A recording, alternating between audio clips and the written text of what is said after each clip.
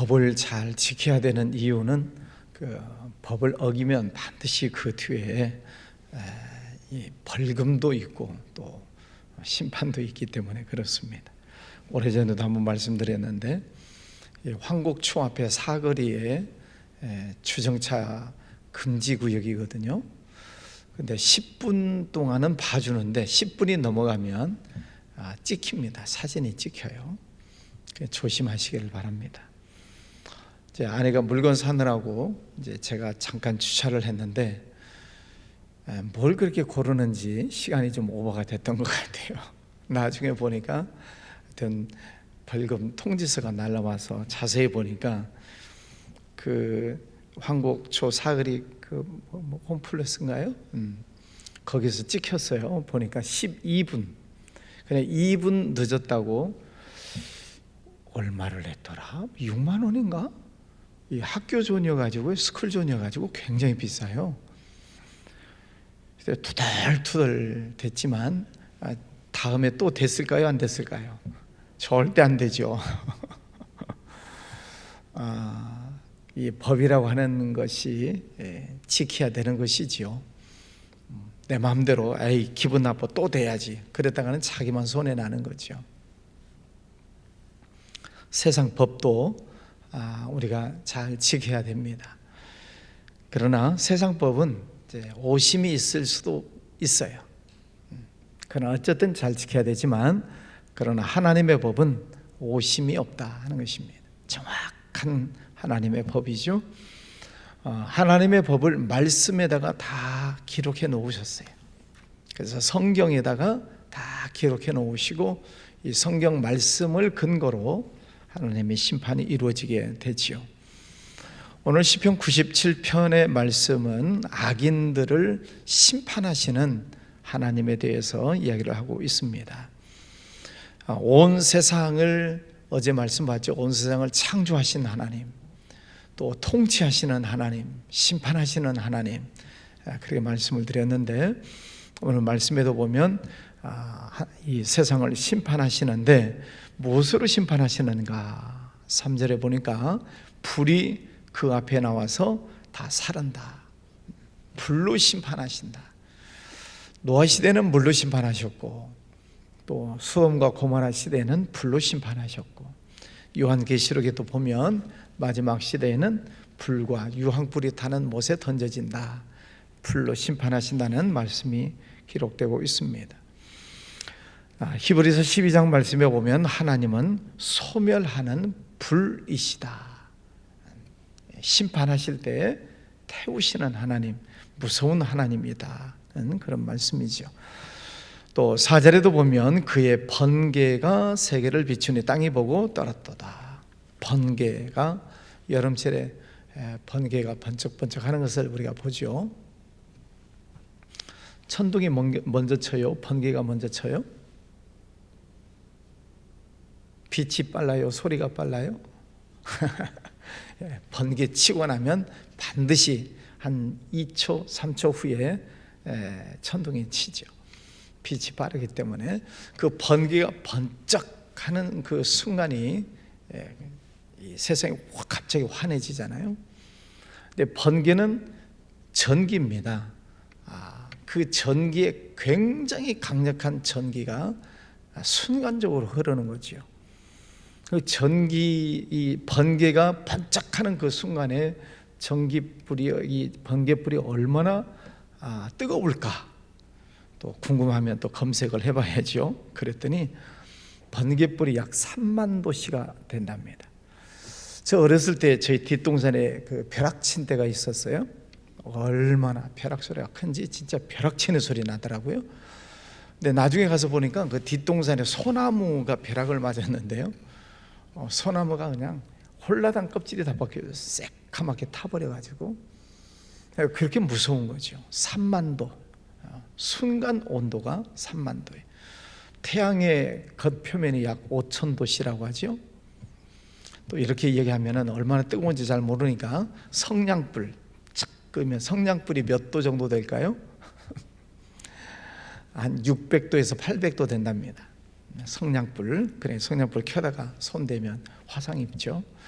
그런데 번갯불은 약 3만 도시가 된다는 거예요. 하나님께서 그 번갯불을 통해서도 세상을 심판하시겠다. 또 5절에 보면 산들이 밀랍같이 녹았다. 지진이 날 때 보면 무섭죠. 뭐 땅이 갈라지고 또 산사태가 나서 땅이 흘러내리는 그런 장면들을 보면 이 자연재해라고 하는 것이 얼마나 무서운가를 알게 되는데, 성경에서는 하나님께서 심판의 도구로 쓰시겠다 하는 것입니다. 그래서 전쟁 나기도 하고 기근이 나기도 하고 또 전염병이 돌기도 하고 하는 이런 모든 것들이 하나님의 심판의 도구이죠. 7절부터 9절까지를 보면 조각한 신상을 섬기며 우상 숭배하는 것들이죠. 우상 숭배하는 이런 모든 것은 허무한 것으로 자랑하는 자는 다 수치를 당할 것이라. 신상, 우상, 허무한 것. 이 우상이라고 하는 그 원어의 뜻을 보면 아무것도 아니다 그런 뜻이에요. 엘릴림이라고 하는 이 단어가 아무것도 아니다. 그럼 목상을 세우는 거 보십시오. 무슨 불상이든지 뭐 마리아 상도 있고 뭐 외국에 나가면 코끼리 상도 있고 코브라 상도 만들어놔요. 뱀의 형상을 만들어 놓고 또 섬기는 민족도 있어요. 어쨌든 이런 사람들이 만들어 놓은 그런 상들을 보면 뭐 돌을 깎아 놓든지 아니면 뭐 청동상으로 세우든지 나무를 깎아서 만들든지 그게 우상이잖아요. 그게 뭐 보지도 못하고 듣지도 못하고 움직이지도 못하는 사람이 만들어 놓은 그것들을 향해서 사람들이 절을 하고 또 복을 빈단 말이죠. 이 허무한 것들, 아무것도 아닌 것들, 이런 것들에 대해서 절을 하는 자들은 수치를 당할 것이라. 하나님께서 우상을 섬기지 말라라고 말씀하시잖아요. 하나님 외에, 나 외에 다른 신을 섬기지 말아라. 이 땅에 있는 것이나 땅 아래 바다에 있는 것이나 공중에 있는 그 어떤 것이라 형상을 만들거나 거기에 대해서 절하지 말아라. 신격화하지 말라는 거죠. 하나님께서 그것은 영적인 간음이다. 하나님을 섬겨야 되는데 다른 것을 섬기는 것을 영적 간음이다. 그래서 하나님께서 구약 성경에 보면은 무섭게 심판하시는 근거가 우상 숭배이지요. 하나님께서 우리 인간을 하나님의 자녀로 삼으시고 세상 모든 만물을 다스려라 하는 이런 권세를 주셨는데 오히려 세상 만물을 섬기는, 만물 밑으로 기어 들어가는 그런 모습을 볼 때 하나님께서 속상하신 거죠. 하나님의 자녀의 특권을 주었는데 왜 그런 말도 못하는 그런 나무 토막 돌덩이 밑에 기어 들어가서 절을 하느냐 하는 것입니다. 하나님께서는 심판하시겠다 말씀을 하세요. 또 8절에 여호와여 시온이 주의 심판을 듣고 기뻐하며 유다의 딸들이 즐거워하였나이다. 심판 소리를 듣고 기뻐하고 즐거워한다. 구원받은 자들은 하나님의 심판 때에 기쁨이 있죠. 노아의 홍수 시대에 노아의 가족들은 방주에 들어가서 하나님의 은혜로 구원받지만 말씀을 불순종하고 어겼던 이들은 방주 밖에서 다 죽습니다. 구원에 대한 감격이 있는 거죠. 물론 심판받고 죽는 사람들에 대한 안타까움은 있겠지만 어쨌든 구원받은 것에 대한 감사함이 있는 거죠. 제 학교가 이제 입학식이 시작됐죠. 뭐 초등학교, 중고등학교, 대학교. 대학교 시험을 열심히 치르는 학생들이 이제 합격을 해서 입학한 친구도 있고 또 마음에 안 들어서 재수하는 친구들도 있고 그럴 거예요. 어쨌든 대학에 합격을 하면 기쁨이 있지만 뭐 안 되면 또 안타까움이 있는 것처럼 구원이라고 하는 문제가 그렇습니다. 하나님께서 우리를 구원해 주시는 것, 하나님의 심판 때에 구원받은 그 백성들에게는 감사와 기쁨이 있죠. 그러나 구원받지 못한 이들에게 있어서는 슬픔이고 고통이고 천국과 지옥이 그렇지 않습니까? 하나님께서 분명하게 천국과 지옥을 말씀하셨어요. 한번 죽는 것은 정해진 것이지만 그 후에는 심판이 있다.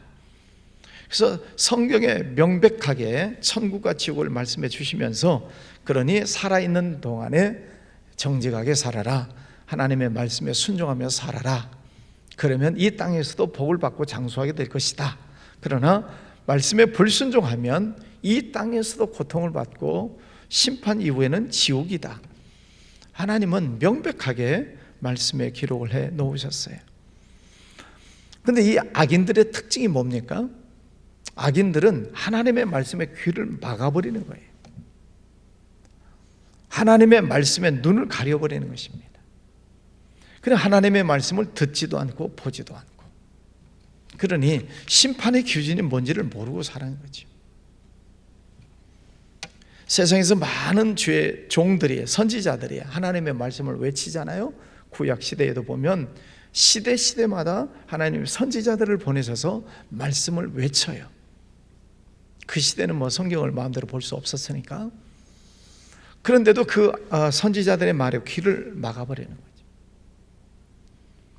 거죠. 사사기 마지막 말씀에 보면 사람들이 다 각기 자기 소견에 옳은 대로 행하였더라. 자기 마음대로 사는 거예요. 그게 하나님 앞에서의 죄가 되는 거죠. 그래서 우리가 그런 악한 자들에게 빠지지 않기 위해서 우리는 성경 말씀을 늘 봐야 된다는 거죠. 왜? 말씀은 심판의 기준이 성경이니까. 그래서 성경을 틈틈이 읽으시고 또 말씀을 많이 들으시고 또 외우시고 하나님의 말씀을 내 속에 많이 담아놔야 이 말씀이 내 마음속에 심판의 기준이 되는 거죠. 그래서 이거는 해야 되겠다, 이건 하지 말아야지, 그 말씀이 내 속에서 기준되어 주시는 것입니다. 자, 3월 초가 됐습니다. 자, 1월 초가 되면 다 성경 열심히 읽기로 작정하셨죠? 지금 열심히 읽고 계시죠? 레위기는 통과하셨나요? 어떤 분이 그래요. 내 위기에서 많이 걸리는데 내 위기가 왔대요. 그래서 성경을 읽다가 내 위기가 와가지고 레위기 읽다가 포기하는 분들이 많아요. 그 말씀 갖고 그 제사가 갖고 지루해서 통과치 못하는 분들이 많아요. 성경 작정하시는 것 열심히 읽으시길 바랍니다. 올해 한 3번 읽기로 작정하셨죠? 네. 자, 하여튼 극복을 하시고 하나님의 말씀을 우리는 끊임없이 보셔야 돼요. 끊임없이 들으셔야 되고. 왜? 내 삶의 기준이니까. 기준을 보고 달려가야지 눈 감고 달리면 엉뚱한 대로 달려가잖아요. 자, 10절 말씀에 여호와를 사랑하는 너희여 악을 미워하라. 여러분 하나님을 사랑하시죠? 네. 그러면 악을 미워해라. 그래서 오늘 우리가 뭐 계속 시편을 보지만 시편 1편, 시편을 여는 제일 첫 번째 1편 말씀에 1절에 뭐라고 되어 있어요? 복 있는 사람은 악인들의 꾀를 따르지 아니하며 죄인들의 길에 서지 아니하며 악인들의 오만한 자들의 자리에 앉지 않는다. 하나님의 자녀, 하나님을 사랑하는 자들은 악을 미워해라. 악인지 아닌지는 구분이 되시죠? 여러분 하나님께서 우리들 마음속에 양심의 기능을 다 넣어 놓으셔서 양심이 찔리는 것은 하면 안 돼요. 양심에 찔리면 저것은 하지 말아야지 하는 그런 성령께서 감동을 주시면 안 하는 것입니다. 그것이 악한 것이기 때문에 하나님께서 양심의 기능을 통해서 또 우리의 생각을 통해서 말씀이 떠올려지게 하셔서 그것을 가지 않도록 막아주시는 것이죠. 하나님을 사랑하는 자는 악을 미워해라. 왜냐하면 그 악 뒤에는 반드시 심판이 있기 때문에. 죄를 지으면 반드시 그 뒤에 심판이 있다 하는 것을 알라는 거죠. 그가 그의 성도의 영혼을 보존하사 악인의 손에서 건지시느니라. 그래서 성령 하나님께서 우리 안에 계셔서 우리를 그 악인의 손에서 건져주시고 우리의 영혼을 보존하시기 위해서 성령께서 세 가지를 하신다고 그랬죠. 내 안에서 하나님의 말씀을 생각나게 하시고 깨닫게 하시고 가르쳐 주시고, 성령께서. 그래서 하나님의 말씀을 많이 들어놓아야 되고 많이 읽고 외워둬야 되고 그 하나님의 말씀을 생각나게 하신다. 그래서 우리가 악에 빠지지 않도록 우리를 보호해 주시는 것이죠. 성령께서. 그 성령께서 주시는 그 감동을 우리가 민감하게 잘 깨달아야 악에 빠지지 않죠. 근데 성령의 역사하심에 둔감하면 이게 하나님의 뜻인지 아닌지 내 생각인지 마귀가 주는 생각인지 구분이 안 되면 그냥 막 가는 거죠. 가다가 넘어지고 자빠지고 엎어지고 깨지고. 인생을 그렇게 살면 안 되잖아요. 우리는 하나님을 사랑하는 자, 그렇죠? 여호와를 사랑하는 자. 하나님 성령께서 우리를 늘 지키시고 보호해 주신다는 말씀입니다. 11절에도 의인을 위하여 빛을 뿌리고 마음이 정직한 자를 위하여 기쁨을 뿌리시는도다. 하나님은 빛이시다. 하나님은 빛이셔서 늘 우리에게 빛을 비춰주시고, 또 우리는 누구라고 그랬어요? 빛의 자녀다. 하나님은 빛이시고 우리는 빛의 자녀이고, 그러니 너희는 세상의 빛이 되어라, 이렇게 말씀하시잖아요. 빛과 소금이 되어라. 그런데 그 빛이 밝게 비춰야 어두운 세상에 빛의 역할을 감당할 수 있잖아요. 그래서 성령의 기름을 채워라 하는 말씀처럼 이 하나님으로부터 받은 이 빛이 우리들 속에서 강한 빛이 나타나야지, 그렇지 않고 빛이 희미하거나 또 빛이 꺼져버리거나 그러면 아무짝에 쓸모가 없는 거죠. 하나님께서 여러분을 빛의 자녀로 삼아주셔서 여러분 속에 다 빛을 넣어 놓으셨어요.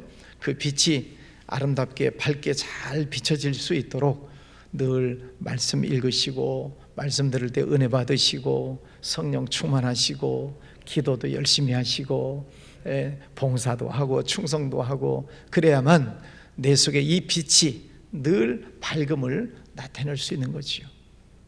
그 빛이 꺼지지 않도록, 우리 속에 꺼지지 않도록. 빛이 있으면 기쁨이 있잖아요. 빛이 있으면 감사하잖아요. 평안함이 있고. 여러분 속에 하나님이 넣어놓으신 그 빛이 밝게 빛나시기를 바랍니다. 12절 의인이여 너희는 여호와로 말미암아 기뻐하며 그의 거룩한 이름에 감사할지어다. 악인들은 하나님이 심판하시겠지만 그러나 의인 하나님의 자녀들아 너희는 여호와로 말미암아서 기뻐해라. 인생의 제1되는 목적이 뭐냐? 소요리 문답 1번에 그래요. 인생의 제1되는 목적이 뭐냐? 하나님을 사랑하고 영원토록 그를 즐거워하는 것이다. 하나님을 영원히 즐거워하는 것, 하나님 앞에서 기뻐하고 감사하면서 사는 것, 그것이 인생의 제일 첫 번째 목적이다 하는 것입니다. 우리 아기들이 엄마 앞에서 짝짝꿍, 아빠 앞에서 짝짝꿍 하는 그런 모습을 볼 때 부모님의 마음속에 기쁨이 있듯이 우리가 하나님을 찬양하고 하나님 감사합니다 고백하고, 또 혹시 실수했을지라도 빨리 깨닫고 하나님 회개합니다, 그런 모습들을 하나님이 기쁘게 받아주시는 거죠. 나를 죄에서 구원해 주신 하나님, 나를 하나님의 거룩한 자녀로 삼아주신 그 하나님, 그 하나님의 은혜를 생각하면서 내 이 신분, 내 정체성을 잘 지키는 것이죠. 나는 하나님의 자녀입니다. 나는 빛의 자녀입니다. 나는 의인입니다. 나는 거룩한 하나님의 자녀입니다 라고 하는 이 의식을 가지고 살아야 우리가 악의 무리에 빠지지 않게 되는 거죠. 오늘 하루 생활하실 때에도 하나님 찬송하시고 감사하시고 또 하나님 앞에 영광을 올려드리시면서 또 믿지 않는 어둠 속에 있는 이들에게는 또 사랑의 빛을 비추시고 또 긍휼의 빛을 비추시고, 그래서 오늘도 기뻐하고 승리하는 복된 날 되시기를 바랍니다. 네, 기도합시다. 거룩하신 아버지 하나님, 감사합니다. 하나님은 심판주이심을 보았습니다. 악인들도 하나님은 구원받기를 원하셔서 끊임없이 말씀을 주시고 빛을 비추시지만, 악인들은 눈을 가려버리고 길을 막아버림으로 하나님의 말씀을 외면하고 자행자지하며 악의 생활 속에 빠져 있는 것을 봅니다. 하나님께서는 그들을 결국 불로, 번갯불로, 또 여러 가지 자연재해를 통해서도 심판하신다는 무서운 말씀을 보았습니다. 아버지 하나님, 어둠 속에 있는 이들이 하나님 앞에 돌아오기를 위해서 우리가 기도하고 또 빛을 비추어 전도하기를 원합니다. 우리들 마음속에 큰 빛을 허락하여 주시옵소서. 늘 기뻐하고 감사하고 찬양하고 그리스도의 빛이 나타나고 향기가 드러나서 어둠 속에 있는 이들을 구원해내는 주님의 귀한 종들 되게 하여 주시옵소서. 오늘도 복된 아침을 주셔서 감사합니다. 종일토록 감사 찬양에 넘치는 귀한 하루를 살기를 원합니다. 우리 가족들, 자녀들 축복하여 주시고 믿음을 잘 지키도록 은혜 베풀어 주시기를 원합니다. 특별히 자녀들 이름 불러가며 기도하겠사오니 그 이름을 기억하시고 하나님 품 안으로 불러주시고 또 열심히 충성하는 귀한 믿음의 대를 이루어 나가는 자녀들 되도록 역사해 주시기를 원합니다. 아버지 하나님, 또 우리 교회 위에도 복 주셔서 전도, 선교의 사명을 잘 감당하고 이 지역사회에 큰 빛을 발하는 교회로 나아갈 수 있도록 축복하여 주시옵소서. 우리나라 총선 앞두고 전국이 어수선하지만 하나님께서 이 나라를 꼭 붙잡아 주시고 보호해 주시기를 원합니다.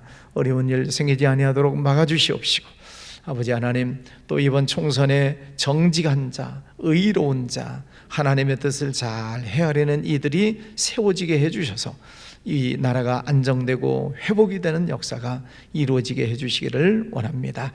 저 북한 땅 불쌍히 여겨주시옵시고, 아버지 하나님, 공산 사상이 사라져야만 저들이 주님 앞에 무릎을 꿇을 수 있습니다. 아버지 하나님, 하나님의 말씀에 빛이 들어가고 저들이 주님 앞에 무릎을 꿇고 남북한이 서로 하나가 되는 은혜를 허락하여 주시옵소서. 해외 나가는 선교사님들 영육간에 강건하게 붙잡아 주옵시고 선교 지역 곳곳마다 성령 충만한 은혜를 허락하여 주시옵소서. 방글라데시 학교도, 또 미얀마에 세우고 있는 교회 건축하는 일들도, 또 몽골에 뿌려놓은 많은 복음의 씨앗들, 또 인도네시아에 파송되어 있는 선교사님 가정 축복하여 주셔서 하나님의 역사가 일어나게 하여 주시고, 또 일본, 태국, 또 여러 나라에 흩어져 가 있는 선교사님들 붙잡아 주시고 축복해 주시옵소서. 오늘도 귀한 시간 주님 앞에 엎드린 교회에 나오고 또 집에서도 참여한 성도들 머리 위에 충만한 은혜를 허락하여 주시옵소서. 예수님 이름으로 기도하였습니다.